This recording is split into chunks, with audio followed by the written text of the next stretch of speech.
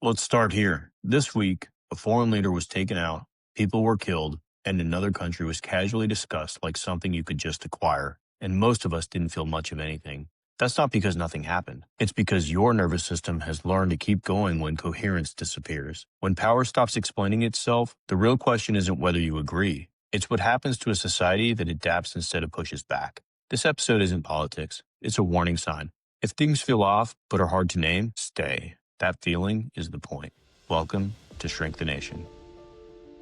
This is Shrink the Nation, a podcast for thoughtful, informed adults, preferably holding a drink and definitely holding a thought. The views expressed here are ours alone. They do not represent our employers, institutions, licensing boards, government agencies, bourbon distilleries, or most emphatically, our families. They've been very clear about that. This show is for education and entertainment only. Nothing you hear is medical, psychiatric, legal, or professional advice. We're clinicians, not your clinicians. If something we say stirs you up, that's not a crisis, that's a journal entry, or an email sent politely. We're here to challenge ideas, not diagnose strangers on the internet. And if you are in real distress, please reach out to a professional who can actually help you. Hey, I'm David. I've got over 20 years in the military. I am a board-certified psychiatrist, actually twice boarded. I have been sipping on Cooper's Craft 100 proof for way too long, waiting for Robbie to get his shit together. Yeah. Watching the wild card weekend of the NFL playoffs, I realized I have to correct a horrible wrong from several episodes ago that we never swung back around to. Patrick Mahomes did not attend Texas A&M. He went to Texas Tech. He's a Red Raider. And I said it twice. What a dipshit. I didn't know either, but I still stand behind the fact that A&M fans are the worst in America. They might be. Now, if I'm not mistaken, Johnny Manziel went to Texas A&M. Yes, he did. He was an Aggie. Yeah, he was an Aggie. He's also terrible. So no, he's not. Well, he wasn't terrible. He was terrible sober. He didn't want to be sober and awesome. Shit-faced. He was awesome, just like us. Watchable with the drink in hand. Yeah, the problem wasn't him. It was him sober. That was the problem. Hey, it's Rob, 26 years in psychiatry, boarded in psychiatry, and 30 years-ish in the military, and super excited this evening to continue our discussion about taking over countries. Yeah. What are you drinking, Robbie? I'm not saying. Oh, come on. No. Share with the good people. Share with all tens of our fans. Yeah. For our tens of listeners. I've been on a streak the last couple of weeks in which I didn't make it to the store in time to get anything for this. And this evening I went to a store, not the liquor store, but a store. And the only thing they had that was alcoholic were White Claws. You're going to give us the feminine perspective? Yeah.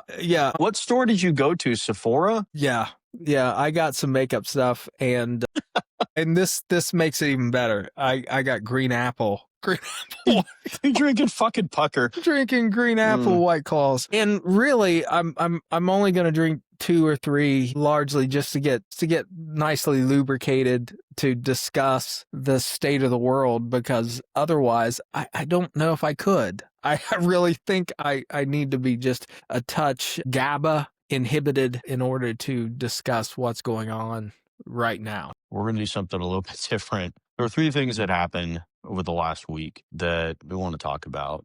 Getting into the politics of them isn't really what we do. It's more of the broader psychological concepts behind what allows these things to happen. We're not even through the weekend yet. And so by the time this posts, who the hell knows? There could be 3 more. But we're going to go with these 3 big ones and really want to talk about, to frame this, the psychological processes that are impacting us, the people, and how we're viewing these things. I think I said that right. I've been drinking a lot of bourbon. Close enough. And folks, I'm going to apologize for David, because I did put him on hold on a very extended period. So he started drinking thinking that the episode was gonna start, and then I put him on hold. He's been drinking for a while. Yes, I have.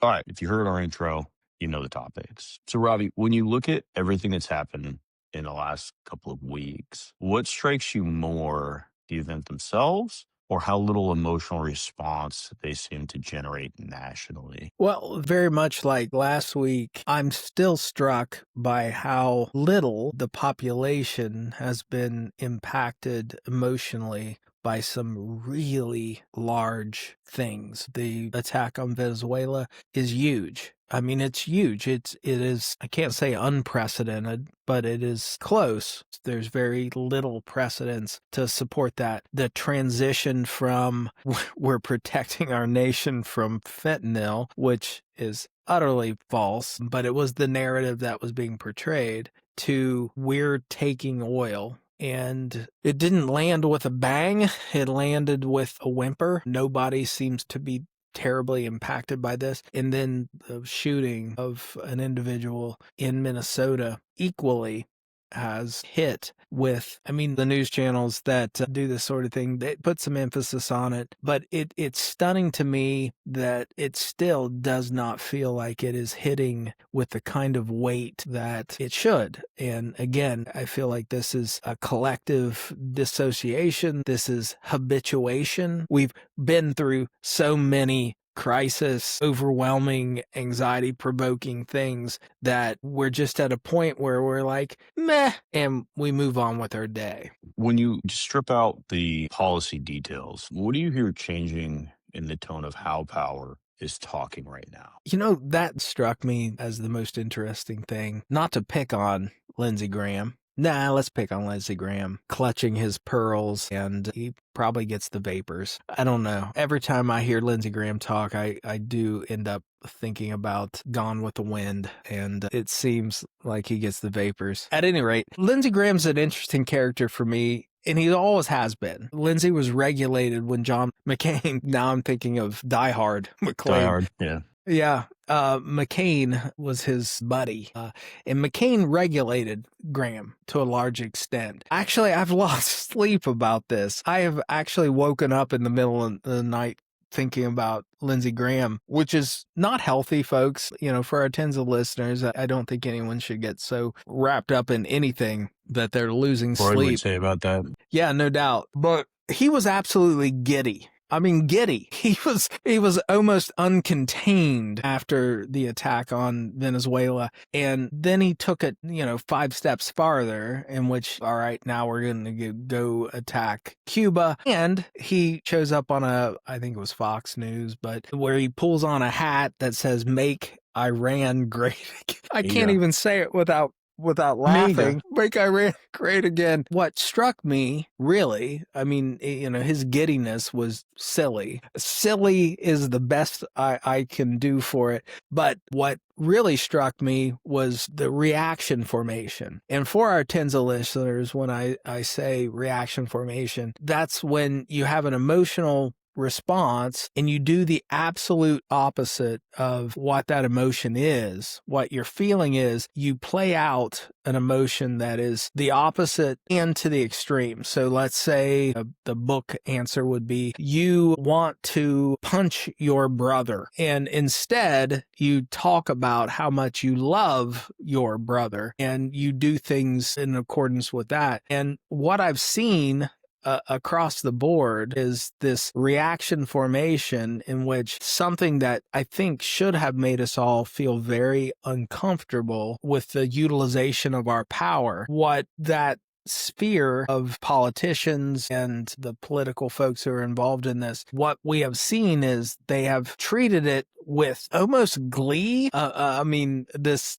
emotional response in which they are proud. And I don't necessarily think they're proud of it. I think they realize that we're stepping outside of the norms. We're doing something that is questionable, but they have emotionally portrayed it with just goddamn shy of glee. All of it, not just Maduro, not just the oil, but even the ICE shootings. There's what I expect when you have such polarized perspectives. And that's kind of what we're seeing. Really, it's just cross splitting, which is trying to make everything bad or everything good. It's just so black and white. And I'm seeing that. I guess that's what I expect to see. What I'm surprised about is more of the numbness that happens when it's just everything that happens now is going into that split.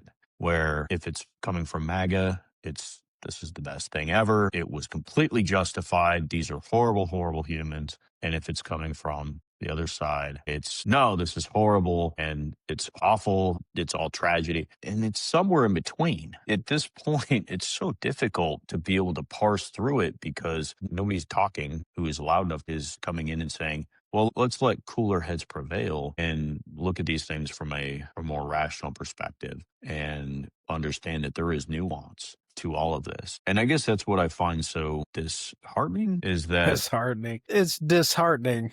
well, it's hard to read about anything without just getting the over the top response that both sides are giving. And the thing is, they're canned responses. The facts of whatever's happening are irrelevant. It's just take the one side. If it's all good or it's all bad, and then just go with it. And whatever happened, who the fucking cares? It doesn't matter. We could be talking about anything that Trump did or has done or has suggested or has thought about doing whatever, and you're going to get the same response. MAGA is going to say it's the most wonderful thing that's ever happened. It's going to make everything wonderful. You're going to have the Democrats saying, no, it's the most fucking terrible thing that's ever happened. It's going to destroy the planet. Where's the middle ground? You know, this is a scenario in both cases, both the attack on Venezuela and the shooting in Minnesota, where, you know, interestingly, folks, you know, our tens of listeners who may have been following us, there are times that I think I have come off as maybe on the right. And when I say right,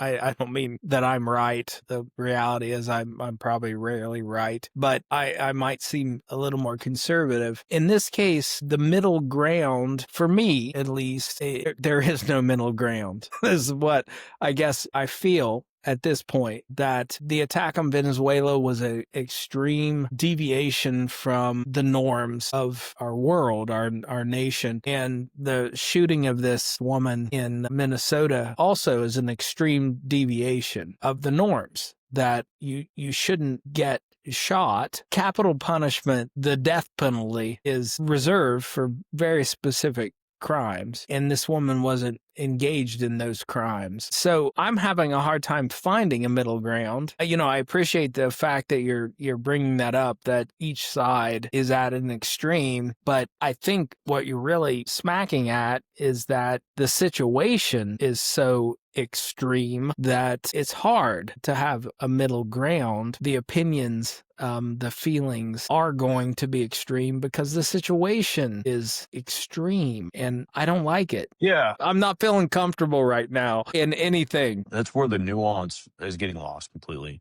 With the attack on Venezuela, getting into the raw details and policy isn't really what we're all about, but there is nuance. What sets it outside of the norms was that there was no international cooperation, there was no Congress involvement on an attack. Those are the things that set it outside the norms. Obviously, there are issues with how it was done. And we do ignore the question, well, should it have happened? And that's not for us to say, but it was more of the not following of the typical path to do that sort of thing. That was really what was out of line. Now, the narrative that built up to it was fabricated on false realities. And that is a huge piece of why I think it's easy to sit back and say, this is what the fuck is happening. And that's fair. That's fair. What the fuck is happening? But that's just it. When the nuance is on your side, you're much more willing to listen to it than when the nuance doesn't support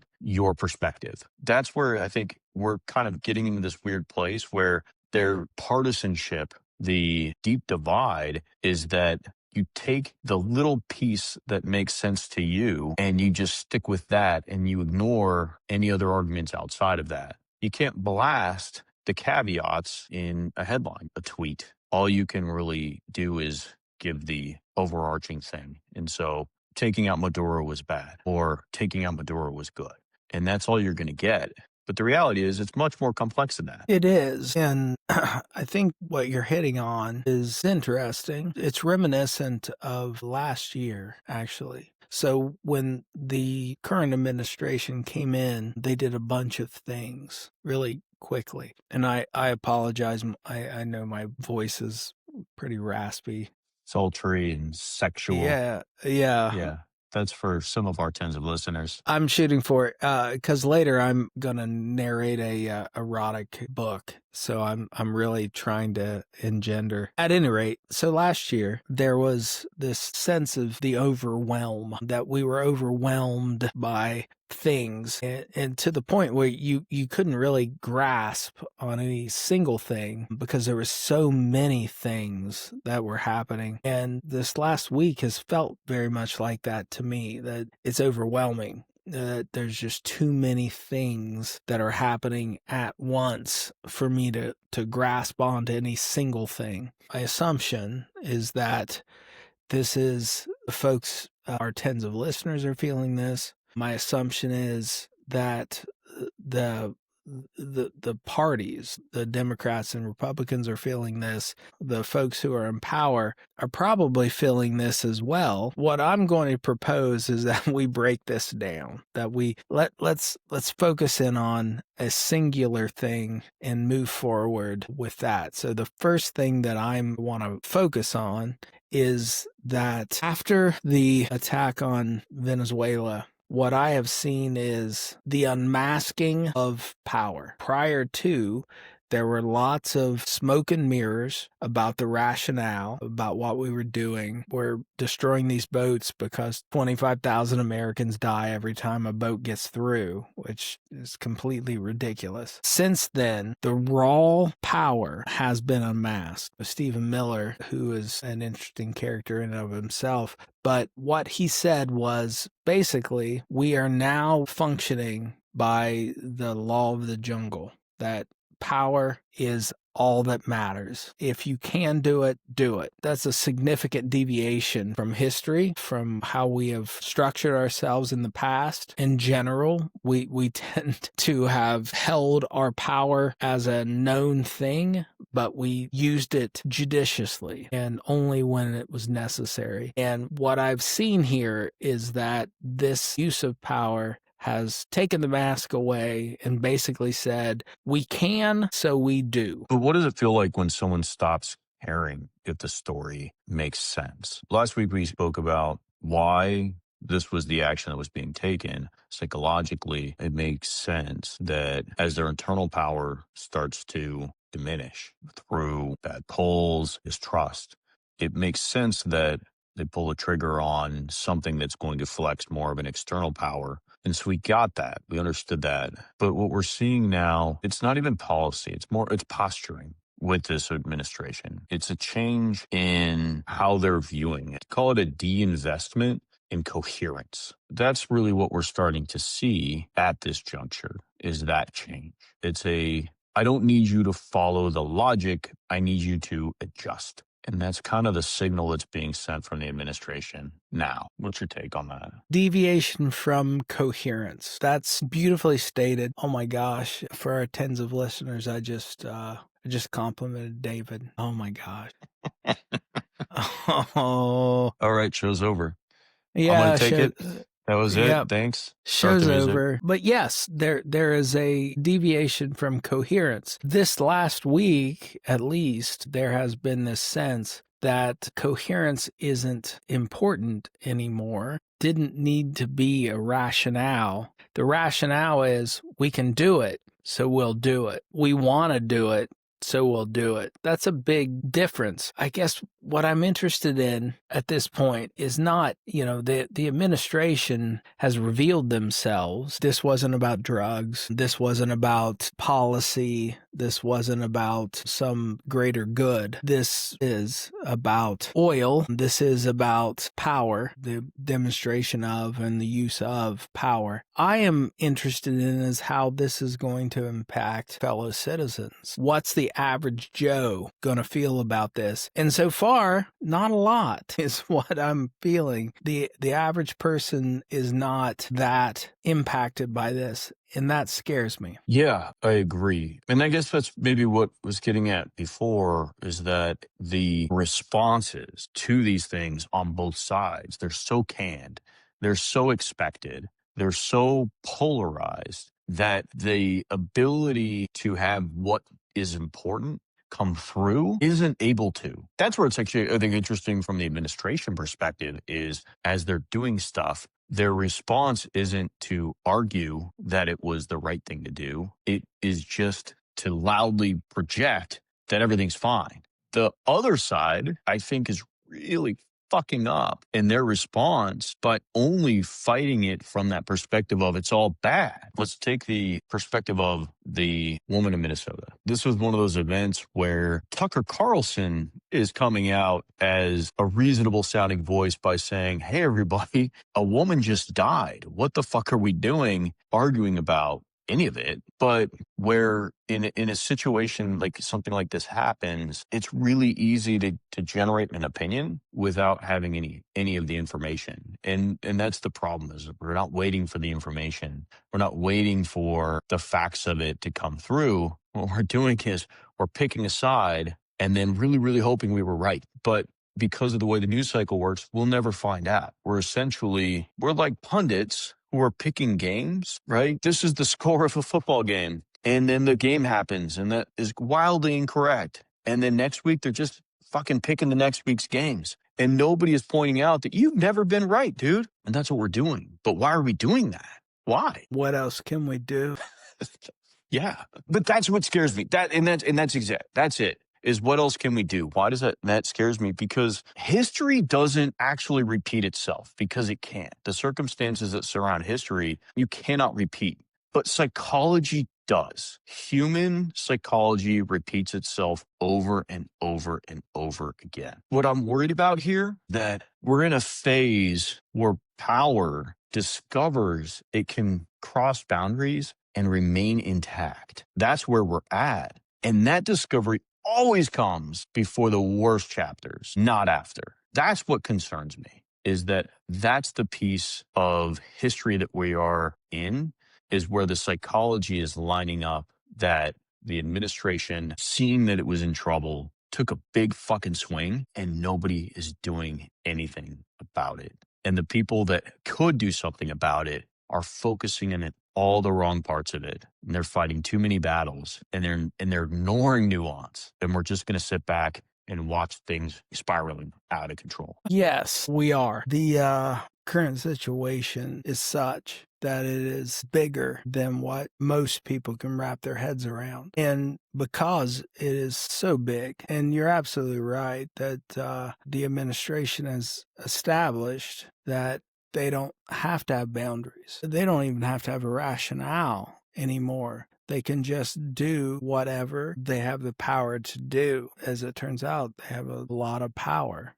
to do those things. We're psychologically at a point where it's just overwhelming. It's big. How do you even have an opinion at this point? How do you even express that opinion? Because the powers that we're facing, the powers that be, they're going to do whatever they want to do. They've expressed the laws of the jungle that if we have this power, we're going to do it. And how do you stand against that as a citizen? I don't have an answer. I don't know that you or I alone could possibly say this is how the individual citizen goes up against the entire administration. I don't know that everyone wants to. I think some people probably do. I don't want to leave everyone feeling hopeless and helpless, but it's more of a see what's happening, understand why it's happening this way, and hope that history doesn't repeat itself, at least thematically. Anyway,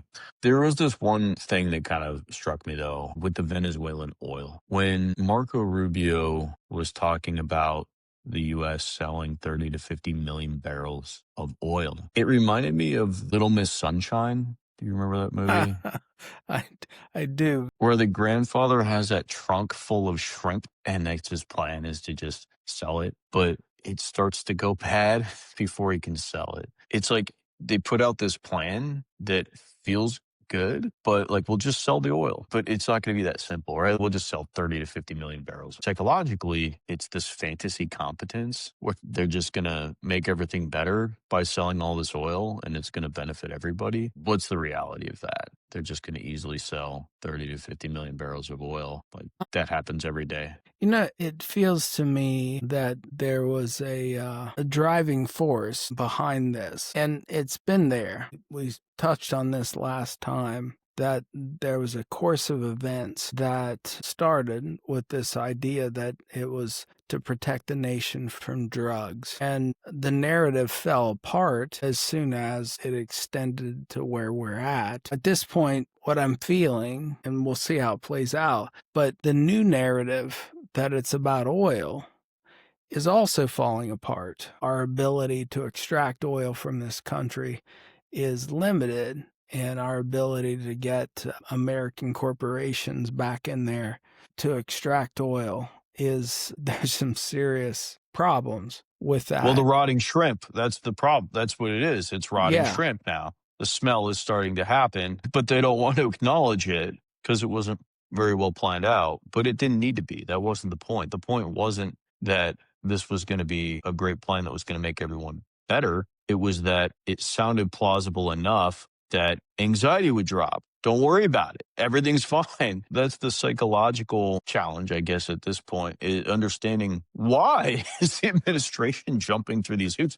Why are they trying to sell shrimp they have in a bathtub? Well, and yeah, even the oil. So last week at this time, oil seemed to be the predominant rationale. This week, as I'm watching this concept of getting the oil fall apart, it definitely feels like even that it's a red herring. It's not exactly why we did what we did. And we are back to this concept that the administration is doing things to exert power, not for an end, but just to exert power. And that's uncomfortable, to say the least. Yeah, so we'll see what's happening. And this is happening. This one's kind of interesting as fast as it was, like the turnaround on it. Hey, we're going to protect you from drugs. Hey, we're going to get all this oil.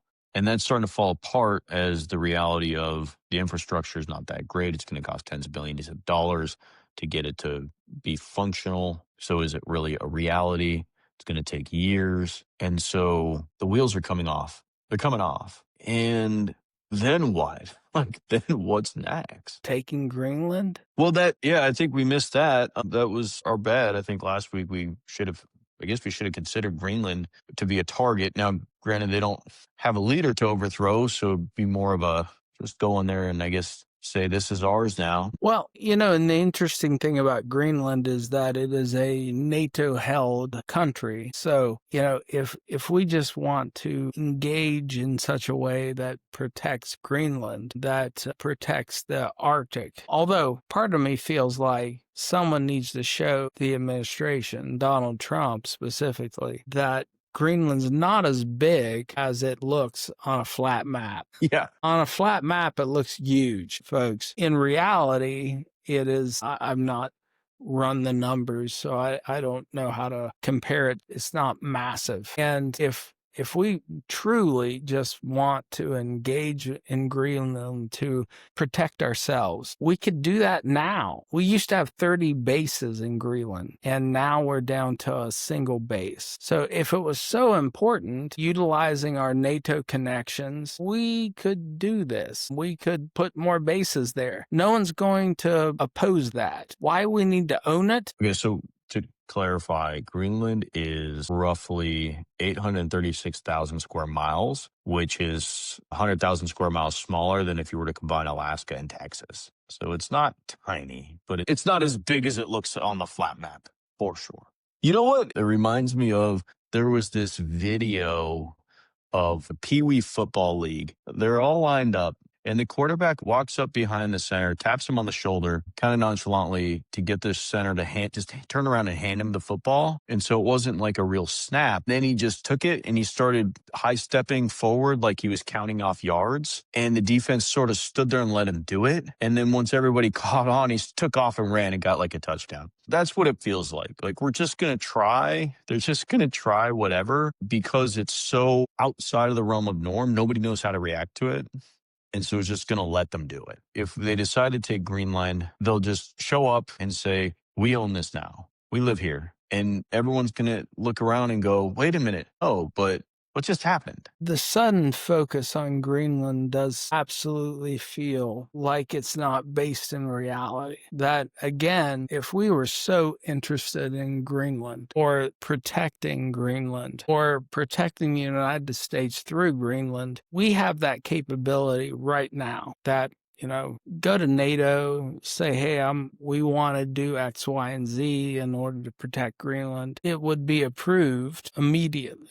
So the fact that we're saying that it's not just plussing up the defenses of Greenland, that we want to make it part of the United States. And I've seen the pictures online where Greenland has like a U.S. flag. It does imply definitely that there's something else behind it, that it's not just what the verbiage is. Does it strike you as more interesting, surprising, or something else that rather than going back and trying to reestablish norms, trying to set policies that actually would be beneficial, it's that constant grab for something else? Like, these policies aren't panning out the way that we thought they would, and people aren't happy with it. So rather than adjusting the policy, say tariffs, rather than getting rid of tariffs that aren't doing what was intended or are actually hurting people the way that most economists would have told you were going to hurt people, but they're all very stupid people, obviously, having dealt with that their entire careers. You have just different pushes for the next thing to distract from it. Yeah, absolutely. Psychologically, this is smoke and mirrors. This is let's focus on something else. The reality is underneath it, the idea of taking Greenland is ridiculous. It is not necessary. So something else is afoot, and it is absolutely smoke and mirrors. I don't know. You're probably right. You usually are. The smoke and mirrors piece of it, it does seem like, okay, they're doing something specifically to do something, right? Just to move forward. Is it that there's a true policy plan and this is leading up to something? Or is this just protecting ego? Is it just anything to avoid saying I was wrong? Yes, this Both? no, I mean, I think this is an administration that has established that they're most comfortable doing. Let's do something. It doesn't matter if it ties to policy.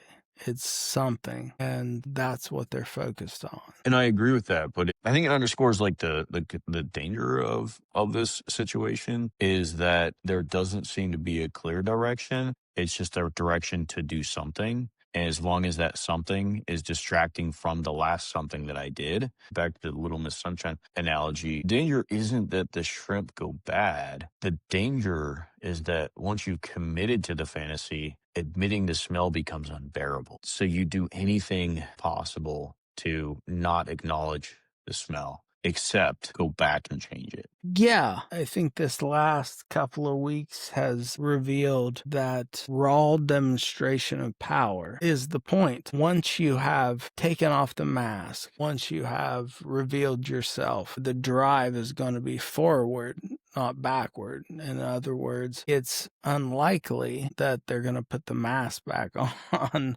and couch things in terms of policy. That it's really just like Stephen Miller said, we have the power, we can do this, why not? I think from maybe just from the highest level of leadership there, or even just for those working for the highest level of leadership, it really is a waving of your left hand to slap with your right. It's just that in this way, you're waving the left hand to distract from the fact that you just slapped with the right. That's more how it feels. Now, I will point out, I do think the Democrats were wrong. It doesn't surprise me at all, because when they said that Donald Trump was just going to follow Project 2025, but I also think anybody who was associated with Project 2025 was wrong when they thought Donald Trump was going to just follow Project 2025. There is nothing in there about annexing Greenland. There's no clear policy on tariffs either. And so I think this administration is kind of interesting, absolutely driven and ruled by the id of Donald Trump. Yes. No, I'm in full agreement with you. Anybody who thought that having a 900 plus page document guideline on what the future should look like for this country was going to be enough to convince him to do that, whether they were afraid that he was going to do that or hopeful he was going to do that. I think they're all wrong. There was no way he was going to do that. He was going to use parts of it, but only the parts that appealed to him. So I think everyone loses. Yay. Actually, that's not true. Donald Trump won. That's who won, probably wins in almost all of this, is Donald Trump. At least temporarily. Yeah, what we're seeing is his personality structure playing out over time. And history tells me that it collapses at a certain point. And right now, though, there's almost a frenetic kind of sense to the things we're doing. There's an energy that goes beyond the necessity of the situation. So, yeah, I think we're entering a dangerous time. To harken back to our Avatar episode, the Avatar is cracking, but as long as there's some external thing, energy-wise, it gives us as people something to focus on, to talk about, whether it's relevant or not. I mean, there's just so many things happening at once that the relevancy of our opinions are questionable. As the Avatar cracks, as it starts to fall apart, it's held together by the external champions of it. The thing that pushes them to be champions of it is the opposition to that. To get back to where we started, when you have this polarization to where you take a side and you leave out all the nuance, you inadvertently empower the avatar, if you're opposed to it, by opposing it without nuance. And I think that's the mistake that's being made by the Democratic side, not using their voice to acknowledge, to some extent, some of the pros that might happen in some of these circumstances. All you're doing is you're pushing the other side away rather than drawing them forward.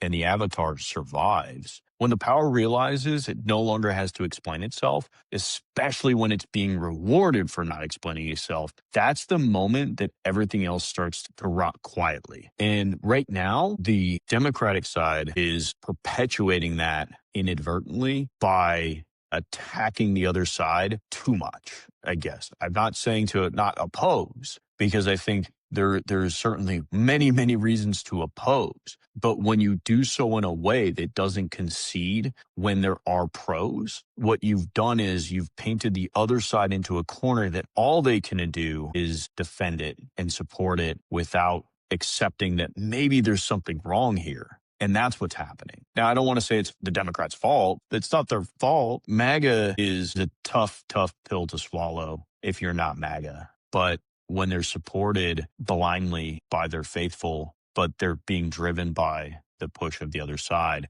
it's not helpful. And so that's what I see, if that makes sense. A great deal. What we have established in the last couple of weeks is that there is no reason to mask power, and the administration has the power. They're going to use the power, and it puts their opposition on the defensive. And what we're seeing is that the defense, the left, the Democrats, are trying to engage in this cogent debate on the merits, and the merits are irrelevant. What's important is doing what they want to do. It might be problematic. Could be a problem. Yeah. Could be a problem. Could be a problem. So we see what's happening. We understand why it's happening, I think. I don't know if we do understand it. And that might be the crux of this, is that for most of us, we're trying desperately to find a cogent explanation for why what is happening is happening. Here's the uncomfortable part, is that what happens if there's no other reason than, we can do it, so we're doing it, that there's not a bigger picture, there's not a bigger explanation than that the idea, like taking out Maduro, it was an idea that someone wanted. We ended up putting on the back end, not on the front end, but on the back end, we put some framework to it. This is the rationale. And it started out as, narco-terrorism. which now lives in my head, that on the back end, we put out this explanation and then, then it happened. And now we've put out an explanation that it's about oil. Well, that's kind of playing out. It's not very realistic. Well, it could have been about oil. It's just not going to work. It's not going to work. I don't know if it was really about oil. I think it was about distracting from the reality that you have a bunch of failed policies that aren't going to work. It's the next thing to distract from that. Most of this is just a way to have the ego of our leader. It's, I deserve a peace prize. I deserve these accolades. Yeah, all of this is that. I love the fact the true elected leader who did win the peace prize, she's not been reinstalled. And the rationale behind that is because our leader is offended that he didn't get the peace prize. Now, this is in the context of invading, attacking another country, which probably precludes the potential of getting the peace prize. The current situation is that she's considering giving him her peace prize, which really doesn't mean anything, with the hopes of getting placed in a position of power. So there's, it is what that is. I don't know, but I don't think this is we're doing it because we can.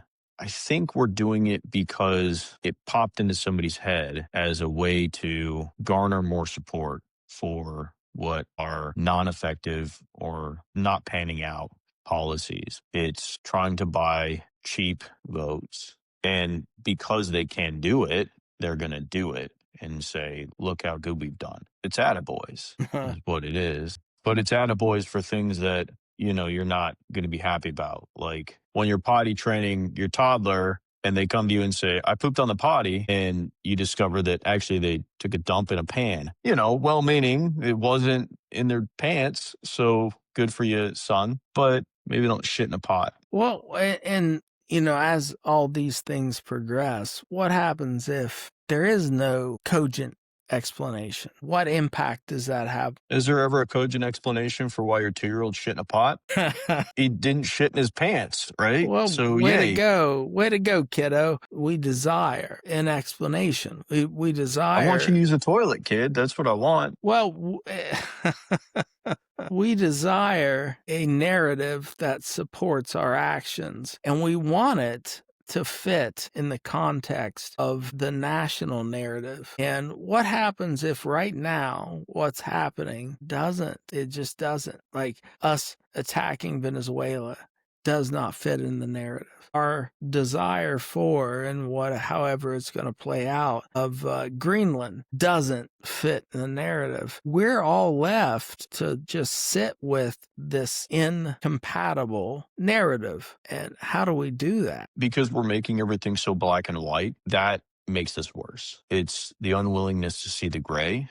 And this is true anywhere, right? This is true with our patients who only see in black and white, see things from good or all bad. They really struggle with life, don't they? Yes. They struggle with relationships. And so we're doing the same thing as a country where we've shifted to this black and white perspective and we're not seeing the gray areas. And I think in order to bring people back together, because that's ultimately what stops it, what stops this from moving forward, and these incoherent acts that have no seeming reason for being, they're empowered by the black and white perspective, the fighting. When you look at some of the gray area and you can concede on either side that it's not all bad. It may be mostly bad, but it's not all bad.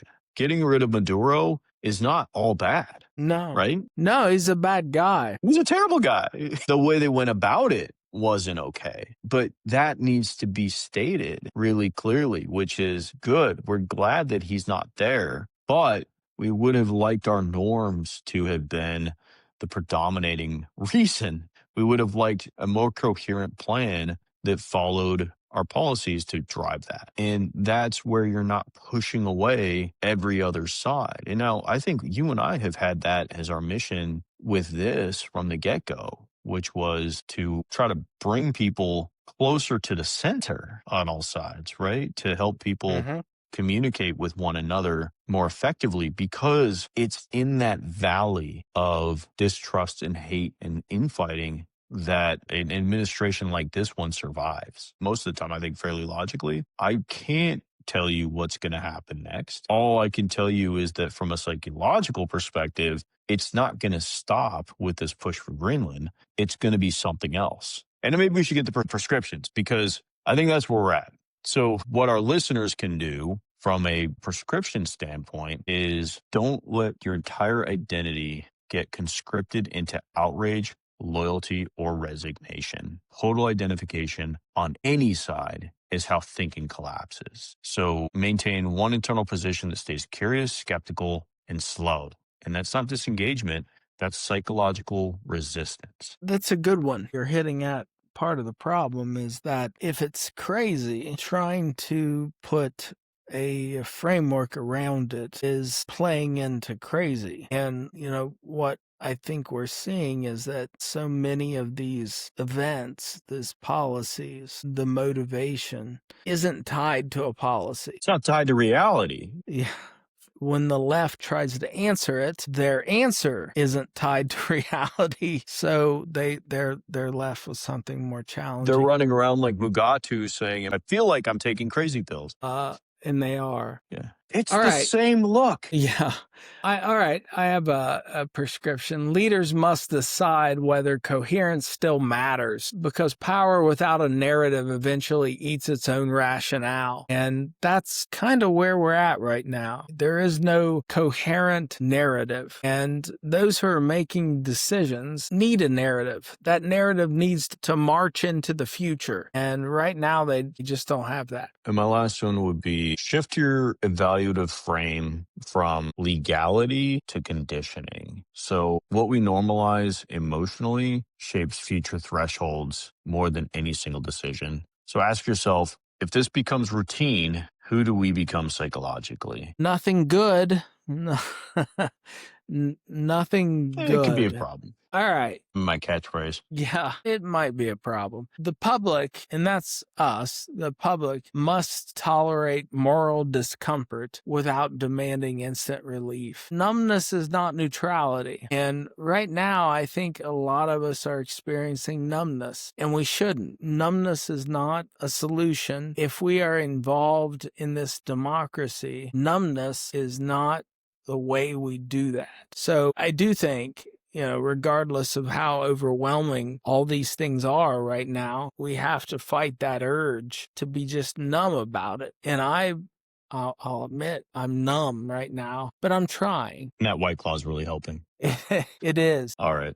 Well, I think we've hit our end on this episode. Hopefully it helps people a little bit to come up with some kind of framework to work through this stuff. It is going to be uncomfortable. It needs to be uncomfortable. It should be uncomfortable. We don't want to live numb, but we also don't want to just isolate and alienate anybody that you don't agree with. That's what perpetuates these things. So that's it for me. Robbie, anything? I've got nothing. All right. Well, thank you to everybody who stuck around. We really do appreciate you, our tens of listeners. And please share us with your friends. Smash that subscribe, hit like, do what you can. As long as you guys are here, we'll keep pushing out what we think is good content. Or maybe we're just two crazy people drinking and gabbing. Maybe we're lacking the narrative is we might the be. problem. We might be. All right. Well, I think that's it. All right. Roll the music. Cue up that new music. I like it. Cue it up. We're out.